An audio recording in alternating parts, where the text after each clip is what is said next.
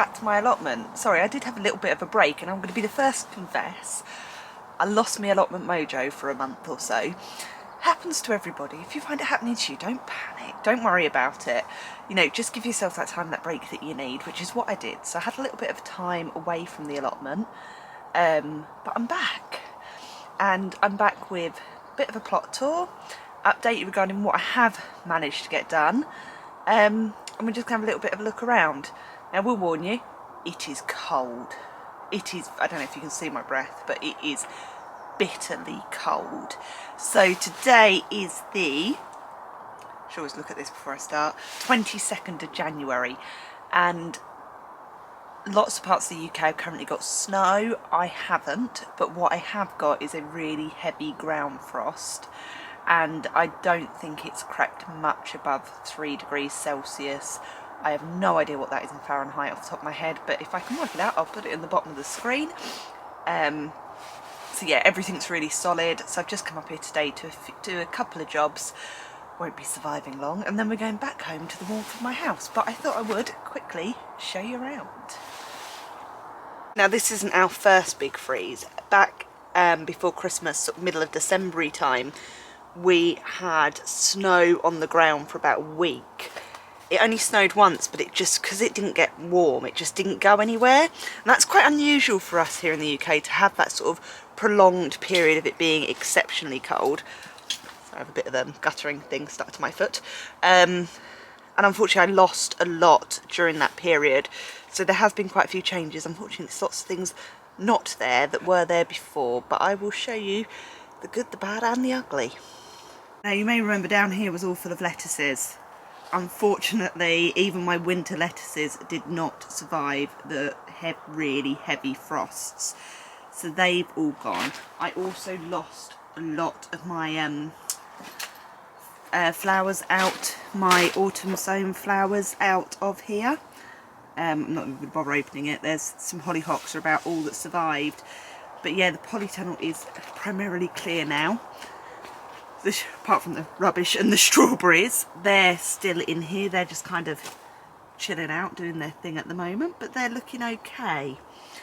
But have done a bit of tidying up outside, so I wasn't lying about it being cold. It is a really heavy frost.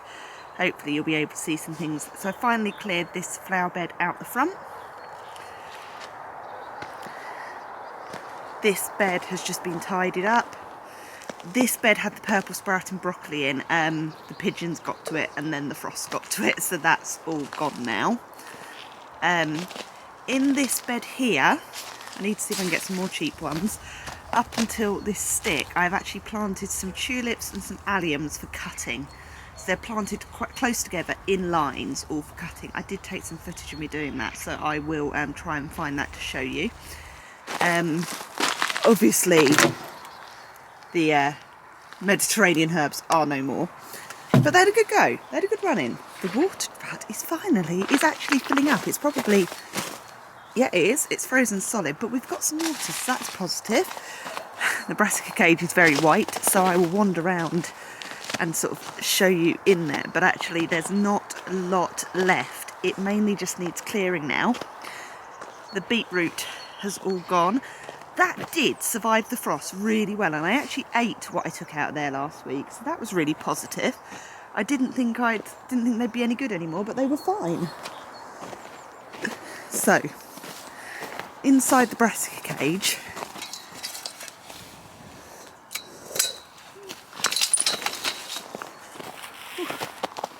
oh, it's actually marginally warmer in here. So I lost. That's the remains of the Calabrese broccoli. I did eat that. The cabbages, we've discovered, do not like frost. This remains of sweet corn. I've still got a few. I've eaten all the kaleets. I don't think there's many of those left now. I've still got a few Brussels sprouts that I'm harvesting, just sort of as and when I want them. So yes, looking a bit sad in here. So when it thaws out, that would be a job for me to do, will be to get in here and tidy this up. but it is rock solid. So for those people that are concerned about me walking on this, not a problem. It really is just that hard at the moment that I am not compacting the ground, I can tell you that now. So please do not worry about me walking on the beds. There is some signs of life from the rhubarb, so I just need to have a tidy up round here. But as you can see, there's just some little new leaves starting to appear.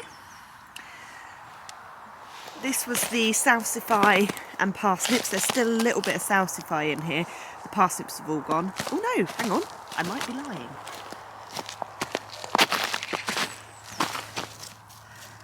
Not sure, there may be a parsnip in here still. I'm just looking at that edge there. If there isn't one, they were very good and they made a very good Christmas dinner, so I'm not going to moan too much. But yeah, I had those on Christmas Day. They were lovely.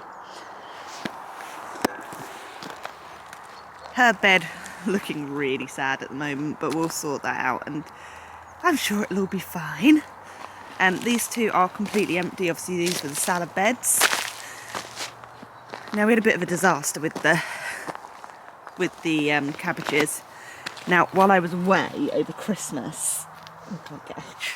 See, this is evidence of everything being frozen solid. I can't get that side off. Those bits of wood are frozen to the floor. Let's try around here. So while I was away,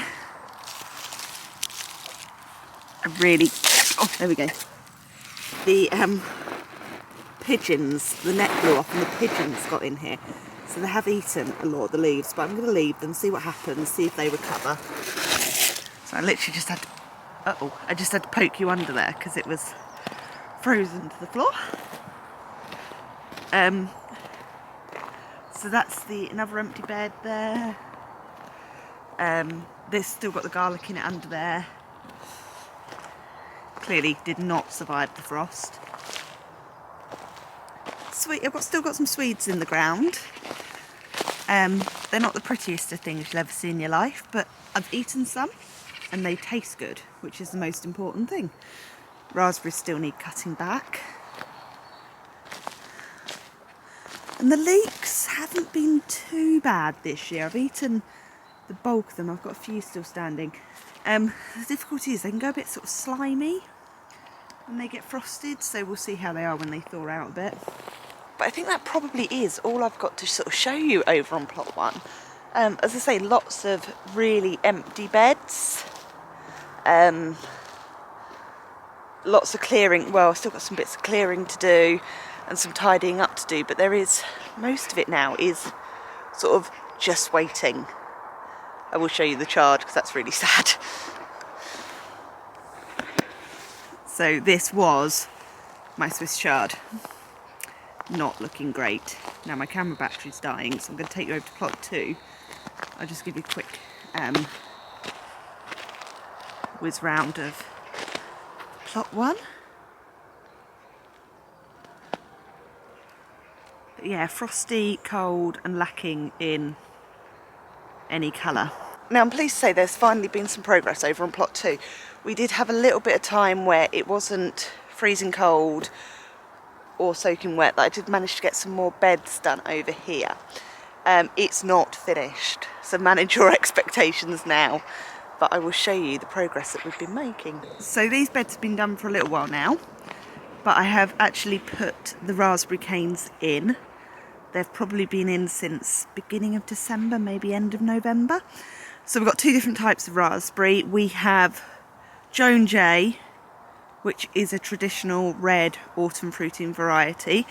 And then we have All Gold, another autumn variety, but they are the yellow raspberries. They are in here. And we've still got, this is the 2 beds where the squash arches are going to go. My hibernaculum, still living in there. Not seen any life in it, but I'm still imagining there's like a whole menagerie under there. And this is going to be rhubarb bed, so I'm going to get some more rhubarbs here. I've got 2 square beds down here, and then along here I have got 3 long narrow beds. Now these beds are going to be, at the moment, don't quote me on this later on, are going to be cut flower beds. So there's going to be cut flowers all the way down here. And then along here, just to make everyone scream, is going to be eucalyptus. Now I am fully aware eucalyptus can grow enormous, but it also responds really well to coppicing. So I'm hoping that I can keep it under control and I can just cut it back every year down to, they sort of say down to about 9 inches, and that will stop it turning into an enormous tree where you can picture a koala bear living up the top. So this plot is primarily going to be cut flowers and fruit with some squashes and rhubarb and other sort of perennial veg bits. So yes, that's going to go over this side of the new fruit cage, which is now in view behind me. This is probably the biggest change I've made on this plot this month. Now the fruit cage is actually an outdoor chicken run, but it does the job. It was cheaper and looked more robust than any fruit cage I could find. So there's not a lot in here at the moment. So this here, you would have seen some footage of me messing about with this earlier, is going to be for my strawberries. So I'm going to have some strawberries growing in this guttering along here. One, it takes up far less floor space and hopefully, fingers crossed, will keep the slugs and the mice off them. I've then got a gooseberry bush down here, which I think I've sat on about 6 times while building that, which, as I'm sure you can imagine, is not the most pleasant things. And then down here I've got a tiny little loganberry plant. In this corner here, growing up, I'm going to have a grapevine, an outdoor grapevine. So if you've got any recommendations for an outdoor grapevine, do let me know, because I'd be really interested to know about that. Then I have 2 blackcurrant bushes in here, and then here I have a red currant bush which hasn't gone in the ground yet because I was trying to decide if it was still alive or if I killed it when I dug it up, but actually I'm thinking it is alive. So that I think is going to go sort of here, and then I'm going to leave this edge free for another strawberry planter. So yeah, pleased with that. It's all wood chipped in here to try and keep the weeds under control, and so we don't have to do too much maintenance. So yeah, obviously the fruit cage is designed to keep the birds out rather than the bugs. And I'm also thinking I may put like a little patio cherry tree in here, because obviously they are plagued with birds and I really like cherries.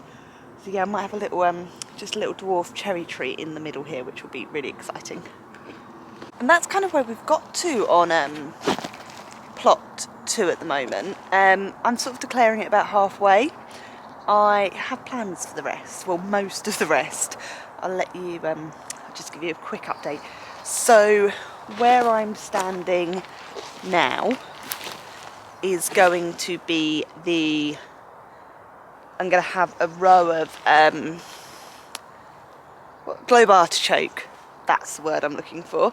And then in front of that will be quite a large dahlia bed, because I've ordered some actually from Farmer Gracie, some dahlia tubers, again for cutting. So in front of that's going to be quite a big, nice sized dahlia bed. And then right in front of the fruit cage, so the fruit cage is here, I'm just standing right in front of it. I'm going to have like a little grassed area for sort of seating and just chilling out, because obviously I can't don't want too many plants right up in front of the fruit cage. And I'm also going to look at some hops, so I might get some obelisks and yeah, grow some hops either side of the fruit cage, which will be lovely. Down this edge here, next to my fruit cage, is going to be another bed with some really tall sunflowers in. So end of last year, one of the guys who grows massive sunflowers gave me a load of seeds from his. So yeah, I'm thinking they're going to grow up here. And then that's about as far, oh my robin's appeared, that's about as far as the planning goes at the moment. Other things I still want to fit on here, I still want to get an asparagus bed on here. I am going to have an outside strawberry bed. Oh, and then right down the sort of back of the plot will be the fruit cage. And then next to the fruit cage will be, not the fruit cage, right down the back of the plot will be the polytunnel. And next to the polytunnel will be some fruit trees.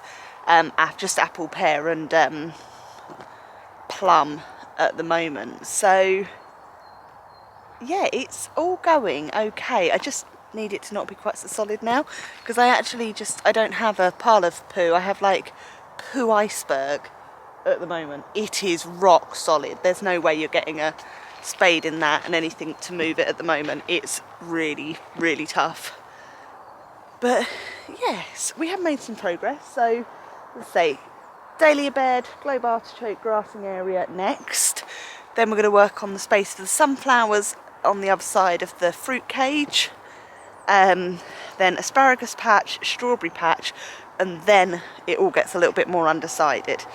But we're getting there, and I'm pleased with it. Really pleased with my fruit cage. So that's a much newer addition. That kind of went in last couple of weekends. I've been working on that. So yes, but on the whole, things going well.